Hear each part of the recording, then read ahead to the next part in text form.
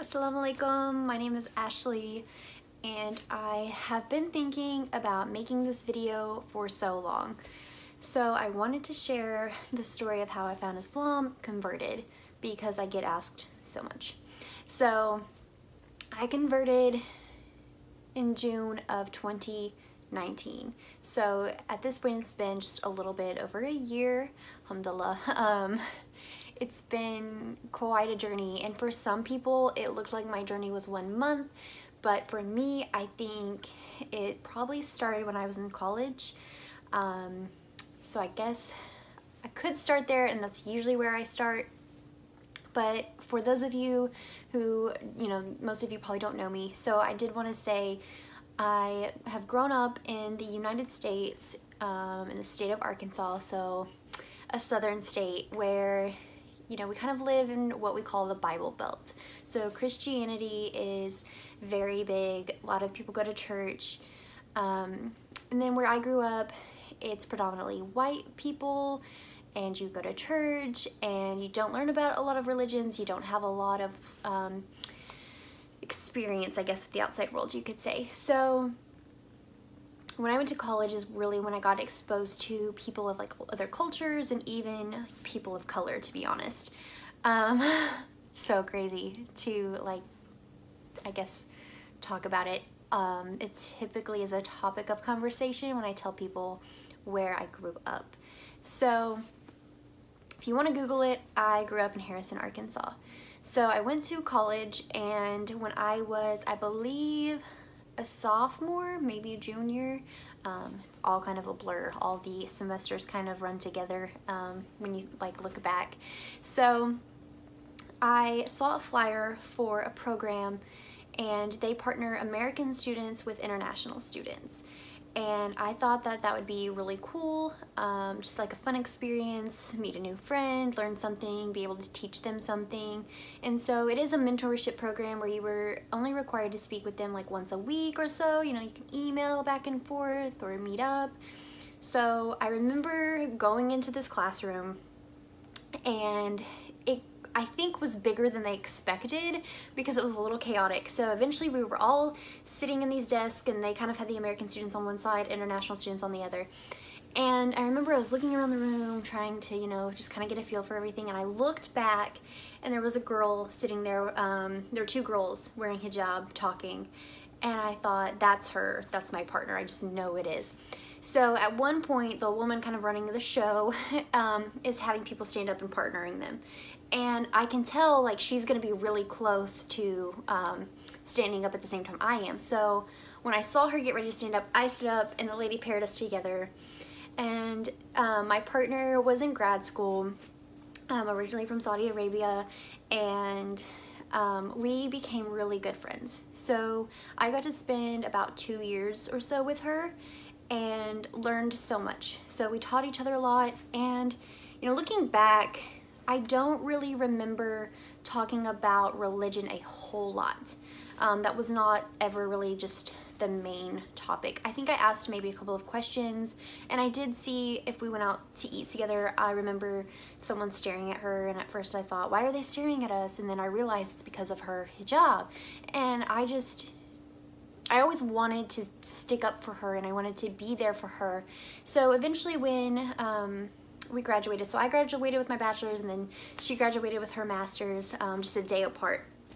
So she left, and then that following January I was in grad school, and the night before World Hijab Day, so World Hijab Day is February 1st every year, so the night before I find out about it, right? So I think Facebook. So I decided to take part in World Hijab Day. So I watched YouTube videos, and it's so funny to me looking back because I think one of the first videos I ever watched was by Lena Snowbar. Her handle is with Lovely. I took an infinity scarf I had from my closet. I practiced, and it's so funny because looking back now, I actually reached out to somebody who had converted, and I said, hey, does this look okay? And she said, yeah, that looks great. So I did my best to recreate it the next morning, and I remember reaching for the door handle to leave my apartment, and I hesitated, and I thought, I've never hesitated before. I've been self-conscious about, you know, outfits and things like that and getting ready and, you know, how my hair looked. And I thought, I don't know how I'm going to be treated today. But I was kind of trying to prepare myself to handle anything that came at me, I guess you could say. So I did get some funny looks because I was a graduate assistant, so I did have a job on campus, and so everybody's like, you know, what are you doing? And then some people were like, oh, I wish I had known so I could participate too. So I had a really good day. I posted on social media and got a lot of positive feedback, especially from other Muslims. They really appreciated it. So I really threw myself into some research about World Hijab Day, and I wanted to become an ambassador. So that following year, I became an ambassador. I think that was 2017, and I ended up moving to a larger area, larger city, but still kind of small for Arkansas. But I worked on a different college campus, so I actually attended their day and kind of hung around with them, wore it again, and then the next year, so 2018, I said I want to hold my own event in the city.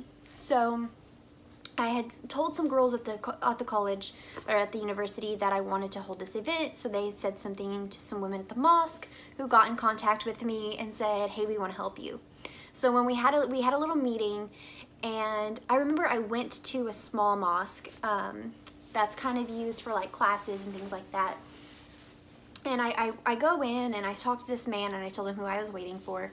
He went back in a room because he was doing something, and he comes back out and he offers me a snack and he shows me where the restroom is, and I come back out from the restroom and he offers me a piece of pie, and he kept like, you know, just going back and forth like he wanted to talk to me but he wasn't sure.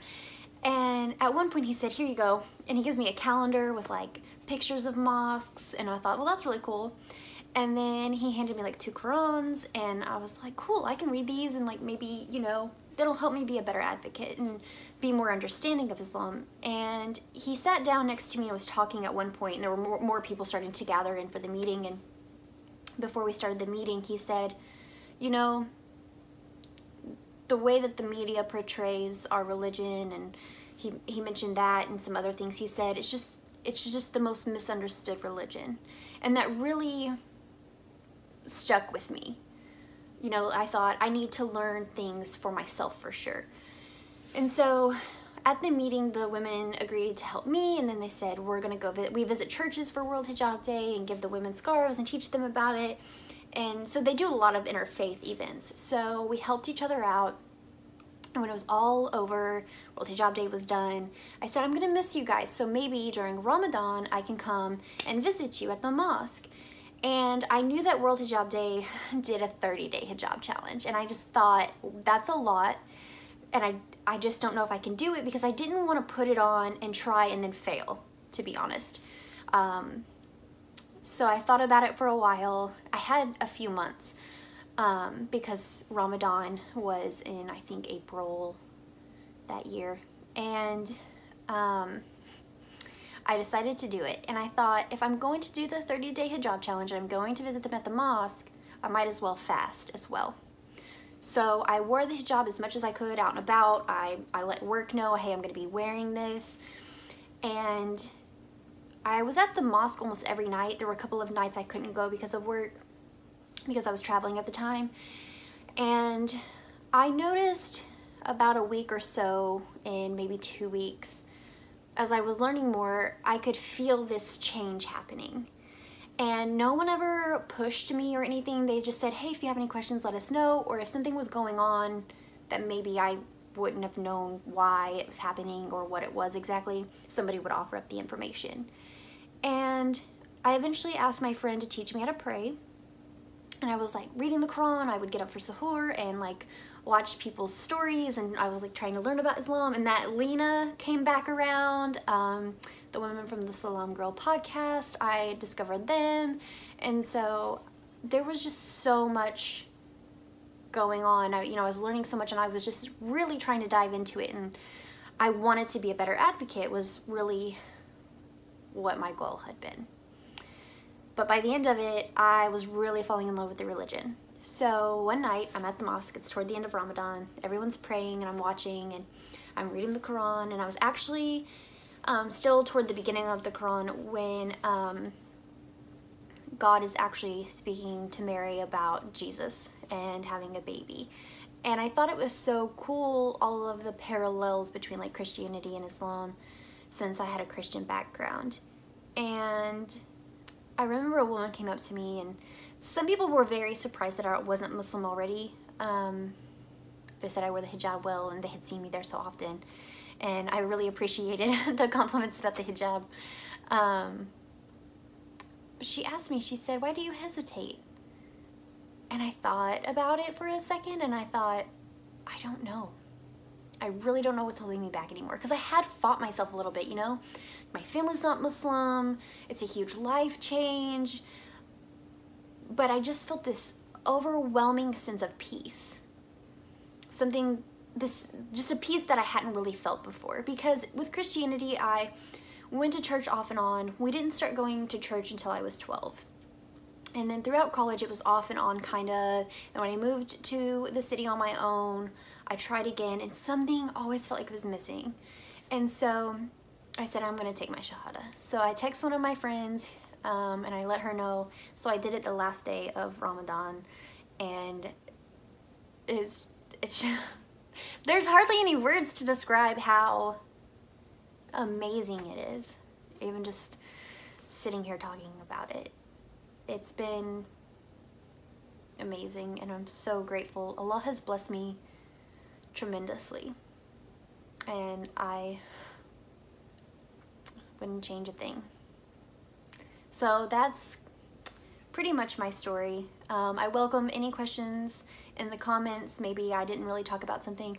I will say, since I converted, I just ended up not taking my hijab off, and I think the hijab was kind of one of those things that helped. Like, I got very comfortable, and to me the hijab helps me remember Allah, which is so important, and it reminds me of my faith, and it's an outward appearance of my faith. And then, you know, modesty is important too. I enjoy just everything. I love my hijab. Like, I can't imagine not having it, and being Muslim, I can't imagine that. So my family, I know I'll get this question too, so I'll go ahead and answer it. How did your family respond? So I think that they were all a little surprised and thrown off. They offered some support. I noticed later that that support wavered a bit. I know it's confusing. So I do, of course, visit them for their holidays like Christmas. You know, I'm there to support them.